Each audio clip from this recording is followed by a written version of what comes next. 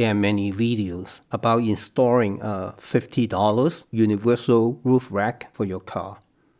However, the roof shape of my Toyota Prius C requires a modified technique to make the installation more reliable, and that is what I'm going to discuss in this video. For detailed step-by-step installation, I will refer you to this video. I designed the foldable bolts so that I can store the bolts inside my car. Recently, I've been designing bolts that cannot be folded. Therefore, I need to install a roof rack to transport my bolts. The curved shape of the roof line of the car creates a problem because all the universal roof racks are more suited for cars with straight edges.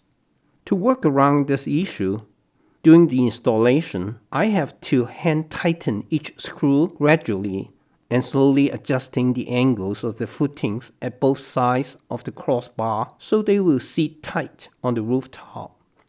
You want to slightly tighten these two screws, but still allow the freedom of movement of these two screws until you tighten the other screws.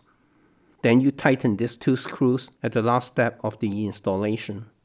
It will not be perfect, as you can see here.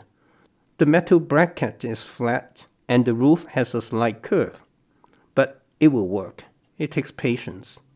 It took me about 3 hours to install this roof rack. The major mod I made to this kind of rack is the addition of 2 longitudinal bars. Imagine if there's any longitudinal shifting of the crossbar in the front. With curved edges, like my car, the crossbar will come loose. To minimize such risk, I have added 2 longitudinal bars to bind the front and rear crossbars together. This formed a rectangular structure and prevented the front crossbar from shifting. I have used this rack to carry my bolts and drove at 75 miles an hour on Interstate 5. So far, it is very stable and reliable. But I have always inspected the rack before each trip.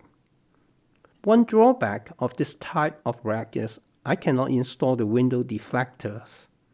Having window deflectors are good for car camping because I could crack open the windows slightly and provide ventilation. I do have an easy workaround.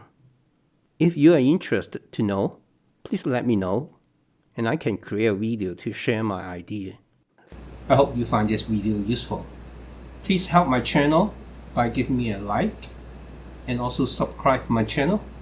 Thanks for watching. Bye bye.